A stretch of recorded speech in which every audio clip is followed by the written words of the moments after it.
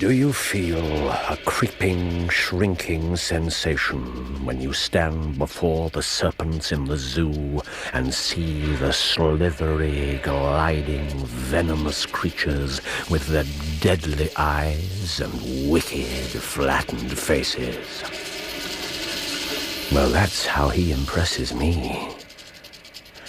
I have had to do with 50 murderers in my career, but none of them gave me the same feeling of revulsion.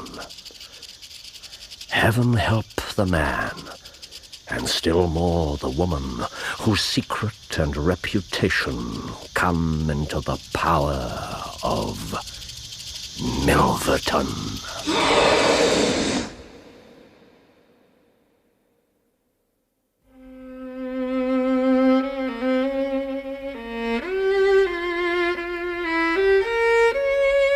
Charles Augustus Milverton by Sir Arthur Conan Doyle. Dramatised for radio by Bert Coules. With Clive Merrison as Sherlock Holmes and Michael Williams as Dr. John Watson. And featuring Peter Vaughan as Charles Augustus Milverton and Pauline Jameson as the Duchess. Charles Augustus Milverton.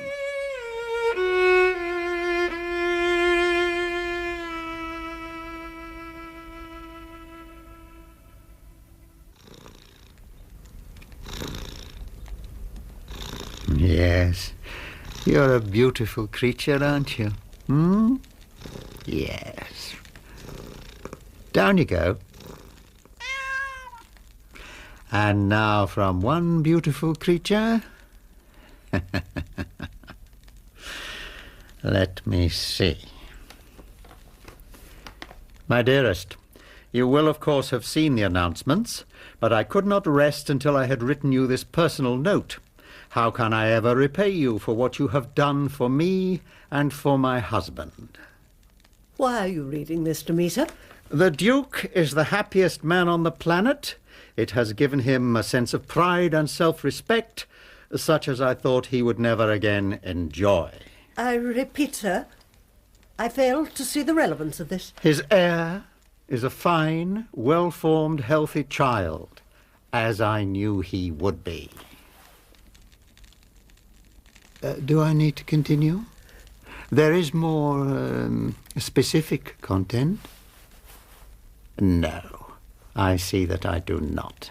How did you get that letter? That is hardly the point, Your Grace. Pray come to the point, Mr. Milverton. Oh, you disappoint me.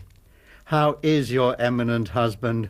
I hear that the Duke's health is failing. That is no concern of yours. Oh, but it is. I should hate to see him disturbed or shocked in any way at such a delicate time.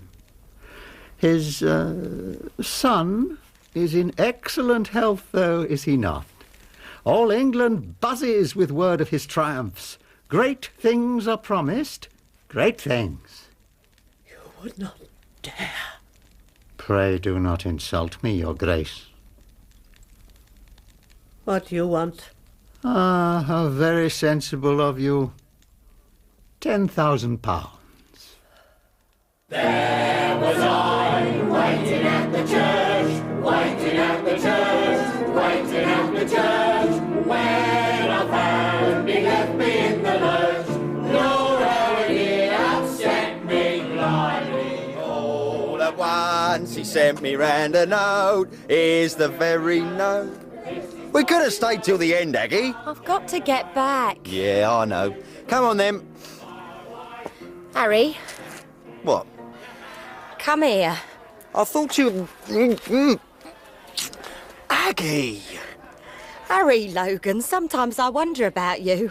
What are you going to be like after we're married? After we're married, we'll have somewhere a bit more private, won't we? Well, I certainly hope so. I don't fancy doing it in the street. Aggie! God, Harry, what am I going to do with you? Come on. I really have got to get back. Hold me hand, at least. All right. Harry, What? you wouldn't do that to me, would you? Do what? Leave me at the church? Of course not. Good. You may not be much, but you're all I've got. Come on!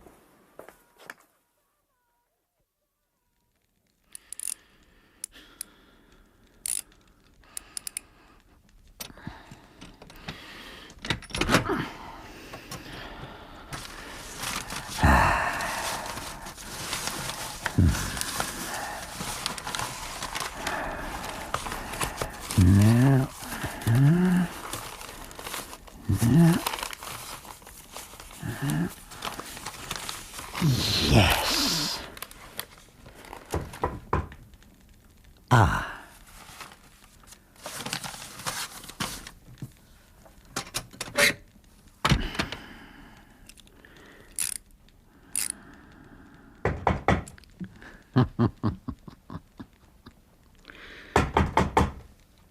Very good.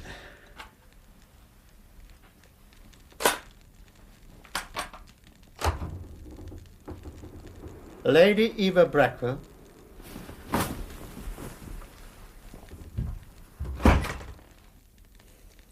Mr. Milverton, what is the meaning of this? Ah, my lady, please. There's no call for incivility. Incivility? I'm sure we can conduct ourselves in a seemly fashion. Discretion is so important. I'm sure you agree. Mr. Milverton, I did not come here to listen to cheap innuendo. Ah, but you did come. An admission in itself, don't you think? What proof have I that you actually possess these letters? Oh, my dear Lady Eva. Show me. Oh, dear. Oh, dear me, no. That would hardly be sensible of me now, would it? Surely the fragment I sent you was proof enough? I take it you are trying to blackmail me. Oh, such an ugly word. But if you insist on it... Well, it won't work. There's nothing in those letters to shame me. Oh, really?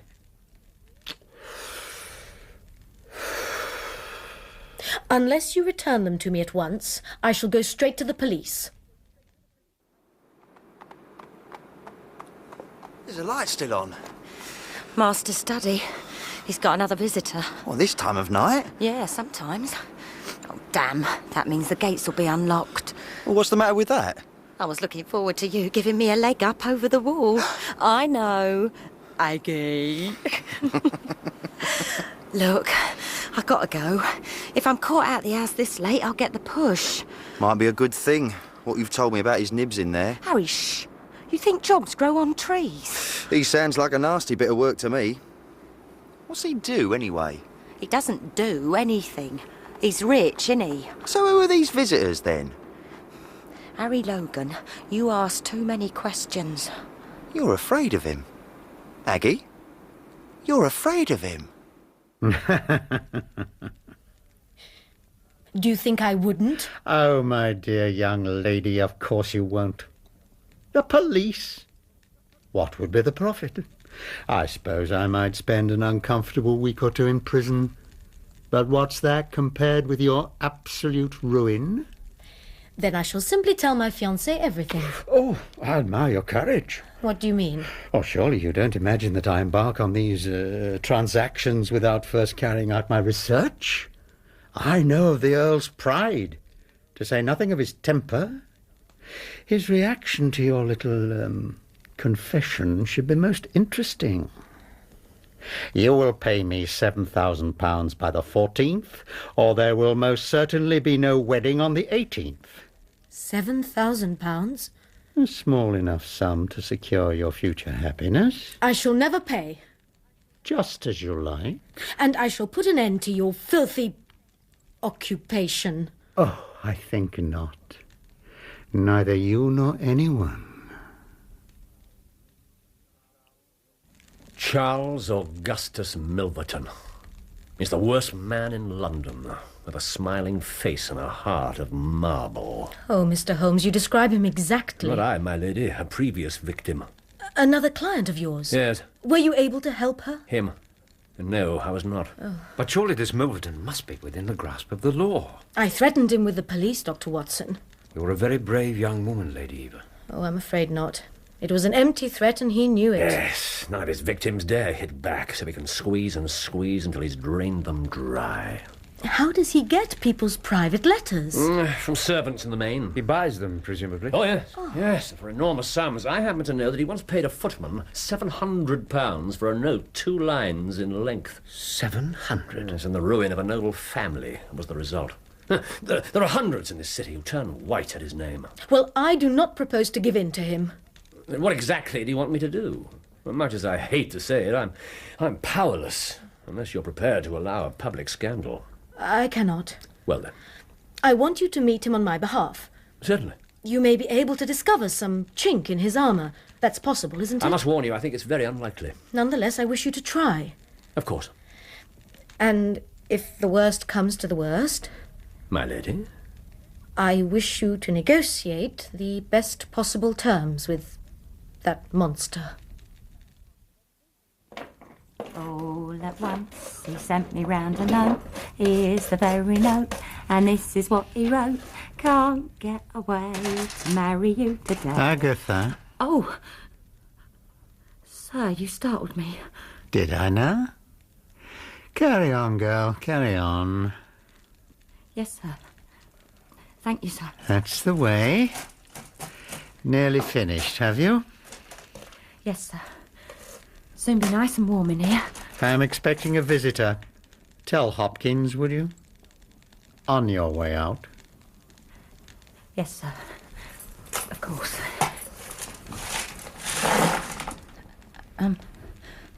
Will you be needing anything else, sir? No. Very good, sir. Oh, Agatha. Sir? That young man of yours kept you out very late last night? I didn't know you... Yes, sir. Sorry, sir. See it doesn't happen again. There's a good girl. I should be sorry to lose you. Ah, splendid. Hampstead Heath on a crisp December morning. There really is nothing quite like it. That I'm prepared to believe. Holmes, why are we here? No, the fresh air, the invigorating walk. Please. I'm the purveyor of fiction, remember? Here. Charles Augustus Milverton, agent. So... The address. Ah. But we're not calling on him, surely.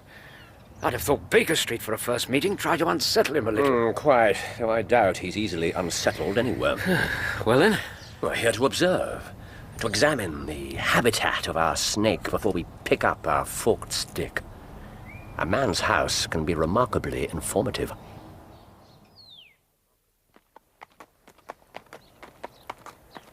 That's not a house. It's a fortress. Informative.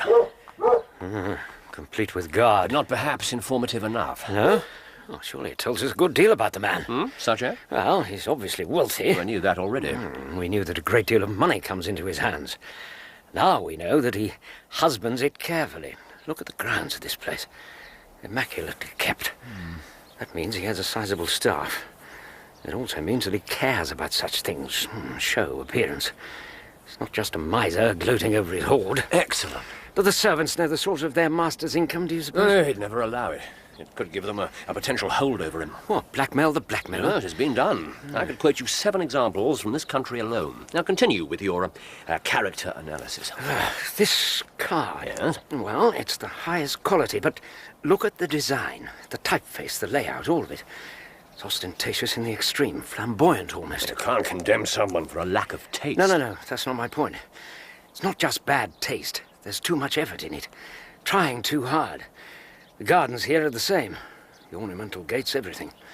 He's a man who values appearances, because he doesn't have anything else, anything more fundamental. Not a man of breeding. But someone who thinks he's a gentleman and cares a great deal that others should think so too. Watson, you scintillate this morning. Must be the cold. I'll bring you out on these excursions more often, any more. Well, if a man's that successful in his profession, however debased it may be, he's obviously no fool. If anything, I suspect it's harder to rise outside the law. So he probably has a considerable brain. Absolutely accurate. Holmes, if you already know all this, why am I standing here, freezing to death, slowly working it all out? Because, as always, your different perspective on matters is illuminating. I'm pleased to hear it. And it does me no harm to be reminded of the basic facts. Well, if anything, you underestimated his intelligence. He's a genius in his way. He'd have made his mark in a more savoury trade. Seems to have made quite a mark in this one. Oh, yes. And no one knows where his grip will fall next. He'll hold a card back for years to play it when the stakes are best worth winning. He tortures and wounds and kills as surely as if he used the gun or the knife. As I said, the worst man in London. Come along, Doctor. You've seen enough? For the present. Besides, a snake pit isn't the healthiest of places to linger. I knew you would see the sense of it, Your Grace. Mr. Milverton, I have not come to agree to your terms. Indeed. I fail to see any other reason why you should have come here. This is hardly the sort of hour for a social visit. I have come to ask you for mercy. For mercy? Why should I show you mercy? Why should you ruin innocent lives? Innocent, Your Grace. I'm not referring to myself. My husband and our son. You must know what this exposure would mean. But the remedy is in Your Grace's own hands. I don't have £10,000. Then get it. It's impossible.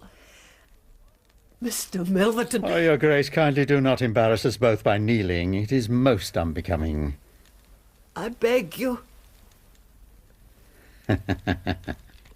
Please. If you've exhausted your arguments, then I must ask you to excuse me. I'm a busy man. However... Yes? I've no wish to be unreasonable.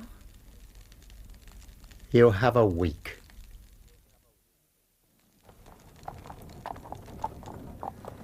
He's here. A very expensive carriage, superb horses and a liveried footman. And there's the man himself. Very good. Describe him. Have you never seen him? Never. Well, he's small and stout. I suppose about 50, balding. Details, Watson, details. Yeah, well, Holmes, I saw him for about 5 seconds. Spectacles. He wears spectacles. He's smoking a cigar, large, obviously expensive. And he's wearing a sort of shaggy astrakhan overcoat. Not exactly the height of taste. You know, it's ridiculous, but... What? Well, he looks for all the world like Mr. Pickwick. Watson, make no mistake. This man is the king of all blackmailers. He has the cunning of the evil one. Shh.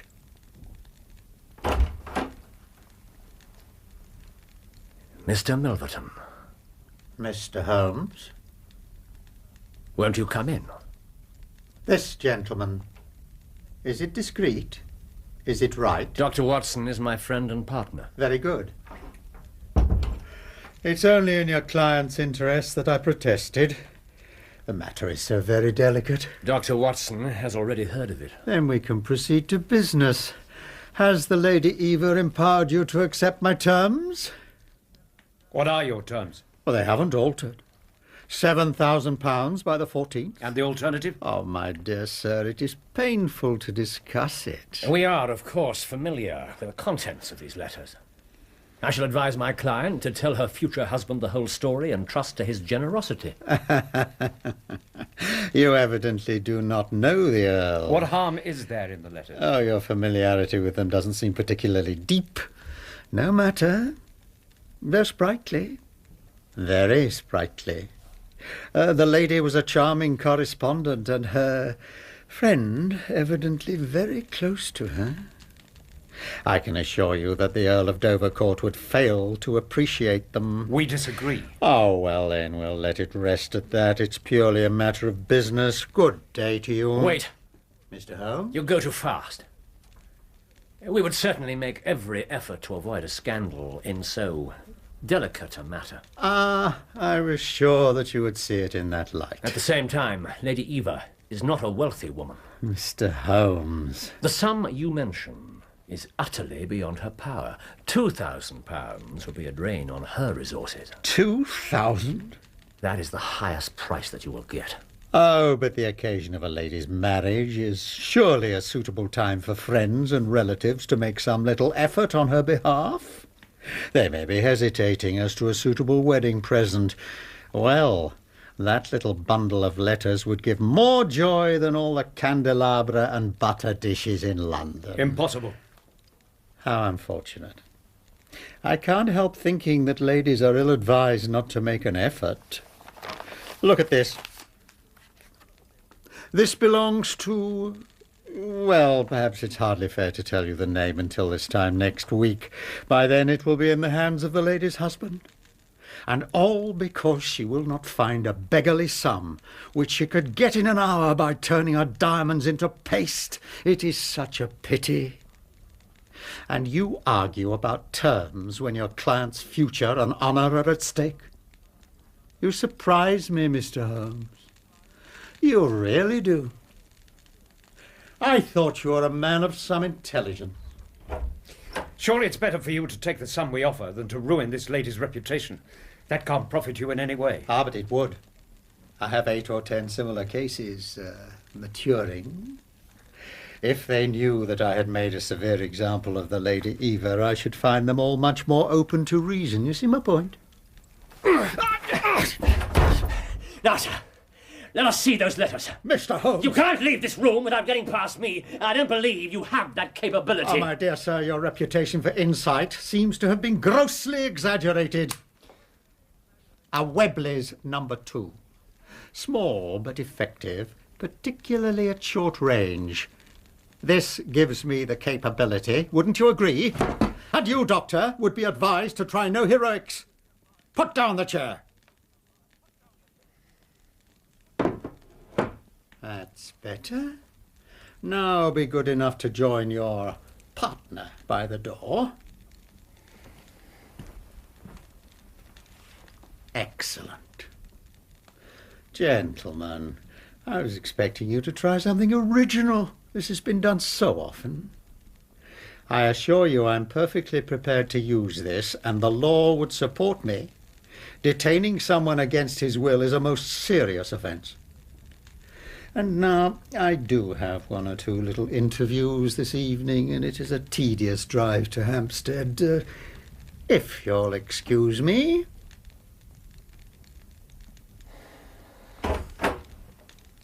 Thank you.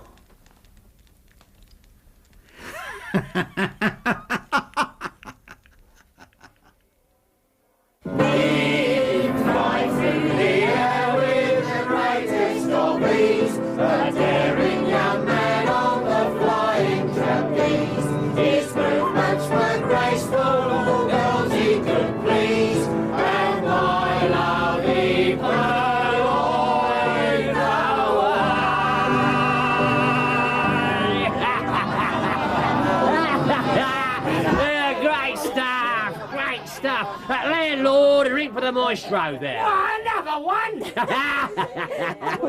Oh, sorry, friend. You was first, I believe. No, that's all right. Tell you what, let me get yours to make up for the rudeness. You wasn't rude. No, politeness costs nothing, my old ma used to say. Mind you, she had a tongue on her could strip paint.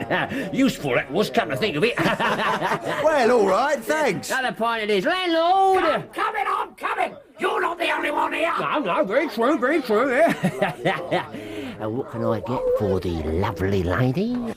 Oh, well... She'll have a half, and I'm paying for it. So I says to her, the trouble there, madam, the trouble there is the seating's gone and your old bull cook. No! And she says to me, oh, well, hurry up and fix it. It's highly inconvenient. Inconvenient, yeah. Turning red she was and dancing about better than Dan Leno. No! I don't think that's any way to talk about a lady. Oh, Harry. I'll tell you, mate, and you too beautiful. Come here, listen. You listening, eh? I'm listening. No, you can get closer than that. Here. Oh! Now, just a minute. Oh, belt up, Harry, for God's sake.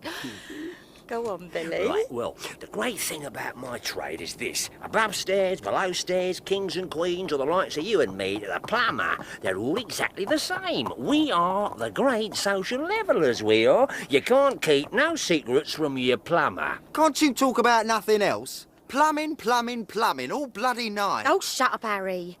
It's fascinating. Disgusting, I call it. Oh, it's nature. That's what it is. You can't deny it. Harry can. Cool, blimey. Not built like the rest of us, are you, mate? Don't fancy your chances much then, girl. You want to get yourself someone what's properly equipped. What? Like a plumber, you mean? Nothing missing from my toolbox, I can tell you. Want to have a look? No. eh? Right, that's enough. Go on, Harry! Why, easy, mate. You'll do yourself a mischief. Yeah, you all right? Ignore him, Billy. Whatever you say, gorgeous. Your word is my command.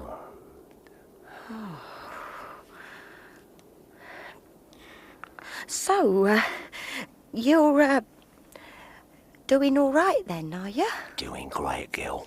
Doing great. My own business. Nice little bit put away. Doing great. And, Mrs. Escott? What about her?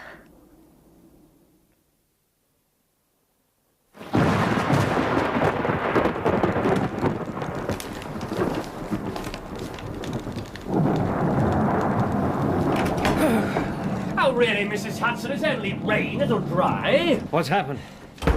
What makes you think something has? Because for the last 5 days you haven't been back much before 10. It's only 4:30. Do you mind if I change while we talk? No, not at all. Thank you. This gentleman has his points, but as a constant companion, he leaves a great deal to be desired. Know what I mean? Do you, Gav? Know what I mean? Eh? Yes, I believe I do. So, are you actually going to tell me at last what you've been up to? You wouldn't call me a marrying man, Watson. No, indeed. Yes, then you'll be interested to hear that I'm engaged. My dear fellow, To congratulations. Milverton's housemaid. Holmes! I wanted information. Oh, surely you've gone too far. It was, necessary. It's outrageous. Well, I've got everything I wanted. I know Milverton's house as well as I know the back of my own hand. But the girl, what about her feelings? Yes, well, I rejoice to say that I have a hated rival who will certainly cut me out the instant my back is turned. Even so. But it can't be helped when you consider what's at stake. The marriage of a society beauty. Why should she deserve more consideration than a serving girl? It's not just the lady either. If I'm successful, I'll be able to put an end to all Milverton's activities. What exactly are you planning to do? What a splendid night it is. You like this weather? It suits my purpose.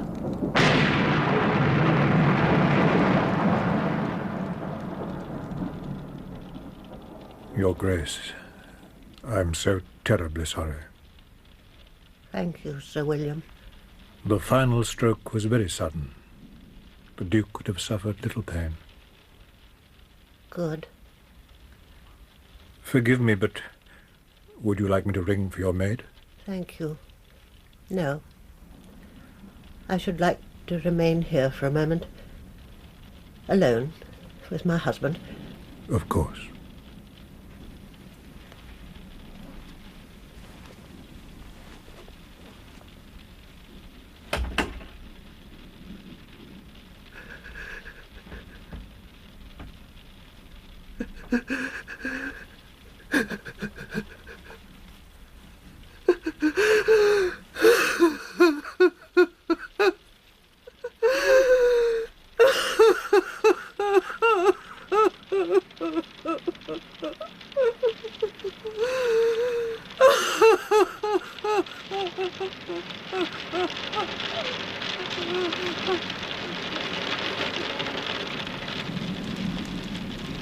My dear fellow, I've given it every consideration. Detection, capture, an honoured career ending in disgrace. I wouldn't adopt so dangerous a course if any other were possible. But the thought of you at the mercy of that odious man... Calm down for a moment and think, Watson. Look at it clearly and fairly. You'll admit that it's morally justifiable, even though it's technically criminal. All right. It's morally justifiable. But the risk... There's no other way. Either I play this last card, or I abandon my client to her fate. Well, surely you don't think I should worry about the personal risk when a lady's in need of my help? Don't try to win me over with that argument. Watson, it's a duel between Milverton and me. My self-respect and my reputation are at stake. I mean to fight to the finish. Well, I don't like it. But I suppose it must be. Yes, it must. When do we start? You're not coming. Then you're not going. Watson. I give you my word of honour, and I never broke it in my life, that I will take a cab straight to Scotland Yard and give you away, unless you let me share this adventure with you. You can't help me. How do you know that? You can't tell what might happen. I can't put you at risk as well as myself. My mind's made up. Other people besides you have self-respect and reputations. Oh, my dear fellow. Be it so. We've shared the same room for some years. It would be amusing if we ended up by sharing the same cell.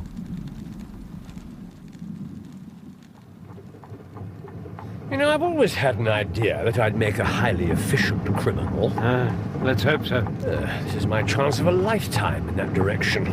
Look at this. What is it? First-class burglary kit. Yeah, nickel-plated jemmy, diamond-tipped glass cutter, adaptable keys. Yes, every modern improvement which the march of civilization demands. You brought the dark lantern. Yes. And these. Oh. Here. Yes. Masks. I made them out of black silk. Oh, I see you have a strong natural turn for this sort of thing yourself. Yes, well done. You see, not a glimmer of light in the windows. Oh, yes, everything's going splendidly. Good. What about the dog? Oh, Aggie, that's my fiancée, would have chained it up to give me a clear run at her room. Good God. Save the scruples for later, Doctor. Besides, she's doomed to disappointment. Now, that's Milverton's bedroom, next door to the study, where the safe is. You're sure he'll be asleep? Yes, and impossible to wake, according to Aggie. Yes, it's a standing joke in the servants' hall. Now, that door leads straight into the study. It'll be locked and bolted. Too noisy to open. What then? Around the side. Follow me.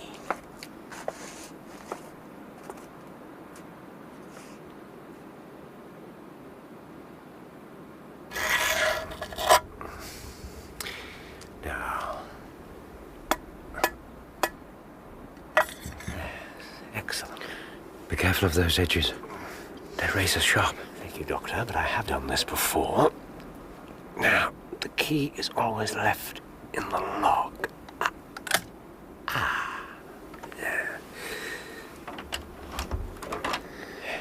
So, from this moment on, we're criminals. Actually, we've been criminals from the time we walked through the gates, entry with intent to burgle. When I put my hand through the glass, the offence changed to burglary proper. Section 25 of the Larceny Act. Maximum punishment, life imprisonment. Thank you very much for the information. You're welcome. Now, I suggest we leave the technical discussion until after we're finished.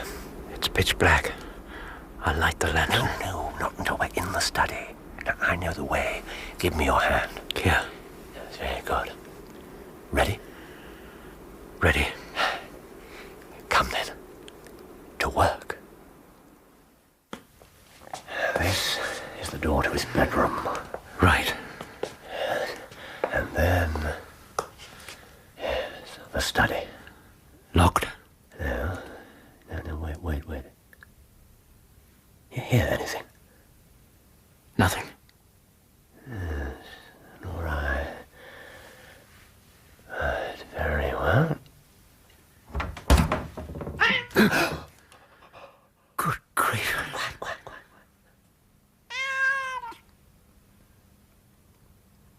Oh, he didn't hear it.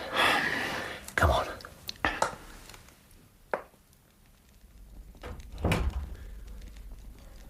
Why is the fire still burning? I don't know. Wait, I'll just... yeah. What a sound from the bedroom. Good. I'll unlock the garden door, secure our retreat. Good man. And I'll just... Jemmy. Holmes? What? It was unlocked all the time. We could have walked straight in. Yes, I don't like this. So we've no time to lose. Can I do anything? Yeah, stand by the door. If you hear anyone coming, lock it, and we can get away through the house. Right. If someone comes the other way, yes? Well, we can get out to the garden if the job's done, or, Yes, hide behind those window curtains if it isn't. Do you understand? Yes, perfectly. Right, well, to your post then. I'll see what I can do with the safe. The boy I love is up in the gallery. The boy I love is looking down at me. There he is, can't you see?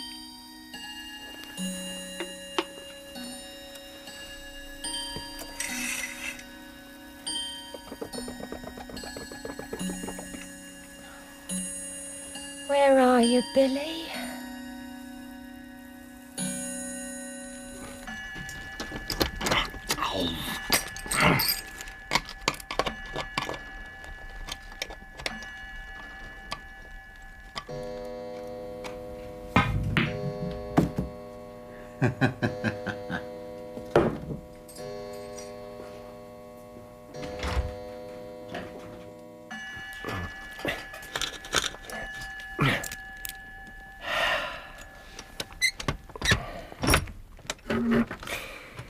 Excellent.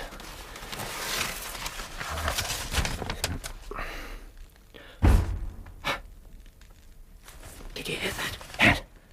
Get my tools. Yes, that's everything back. Now the curtains, quickly.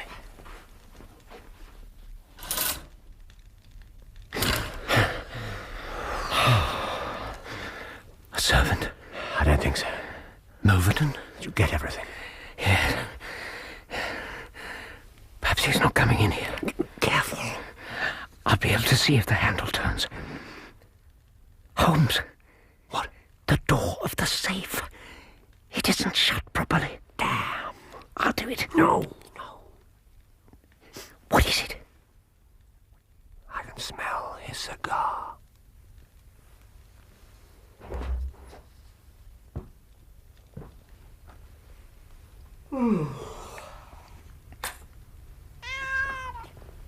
Yes, I know, Puss. It's very late, isn't it? Yes. But it should be worth it. Ah, yes. Now, will she be on time, Puss? Oh, admirable. Down you go. Patience, patience. A visitor. At this time of night. I should have foreseen it.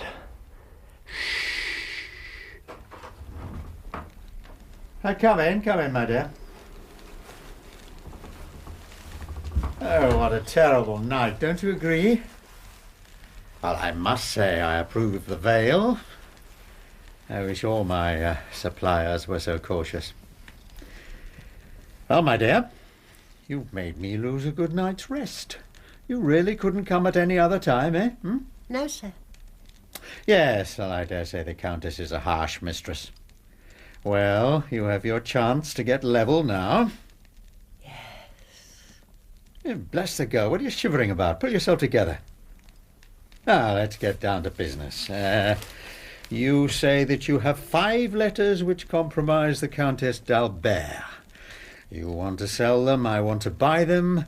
So far, so good. It only remains to fix the price. Great heavens.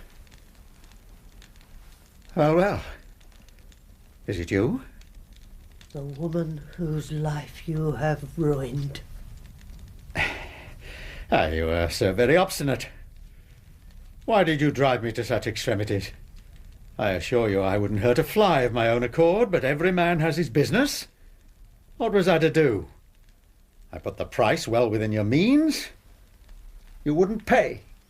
So you sent the letter to my husband, and he broke his heart and died. Oh, pray accept my deepest condolences. You unspeakable hypocrite. Don't imagine that you can bully me. You will ruin no more lives as you've ruined mine. You will wring no more hearts as you've wrung mine. What are you doing? Freeing the world of a poisonous thing.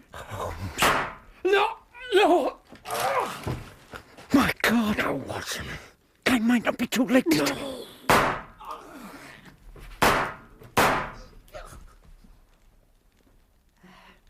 This is for my husband.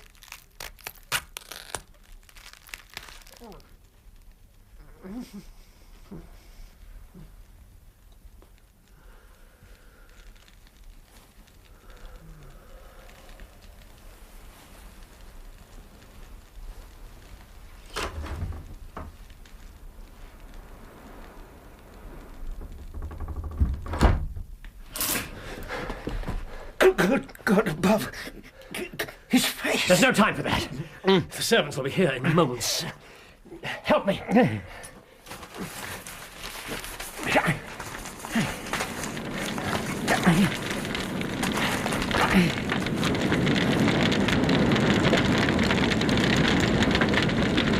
After burning all of the victim's private papers, the murderers made their escape across Hampstead Heath. One of the two masked men was caught by the under-gardener and got away only after a struggle. He was a middle-sized, strongly built man with a square jaw, a thick neck and a moustache. Yes, well, rather vague. That might be a description of you. That's not in the least funny. Yes, actually, I agree. Who's on the case? Lestrade. Oh, well... Holmes, he's no fool. No, but it's extremely unlikely that he'll look in this direction. Why shouldn't he? Well, Scotland Yard have had their eyes on Milverton for some time. Now, Lestrade will decide that the killers were being blackmailed and that their sole object was to avoid social exposure. That's hardly going to suggest us. I wish I had your certainty. Watson, our client's happiness is secure. A sizable part of the population of London can sleep easier tonight. What's wrong? Well, it's this. In that room when I was on guard and you were working on the safe. Yeah. I don't think I've ever been as thrilled. Not once. Not in all the times we were on the right side of the law rather than the wrong. I don't know, I rejoiced in it. Yes, it's a powerful drug. And besides, our cause was right. It was a chivalrous mission. Yes, of course. But what happened then? It was none of our affair. Well, how can you say that? We stood and watched while a murder was committed. Could you have prevented it? Perhaps. I don't think so. Watson, what we achieved would have put Milverton out of action for a year. Well, perhaps less. Instead of which... there must have been another way. No. There are some crimes which the law can't touch. And you believe in private revenge? I believe in justice.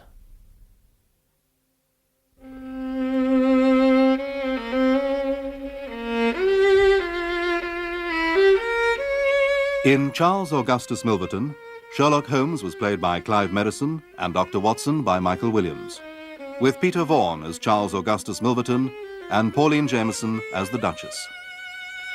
Aggie was played by Alice Arnold, Harry Logan by David Thorpe, Lady Eva by Danielle Allen, and the Doctor by Peter Penry Jones. The pianist was Michael Haslam, and the violinist was Leonard Friedman. Charles Augustus Milverton was dramatized for radio by Bert Coules and directed by Enyd Williams.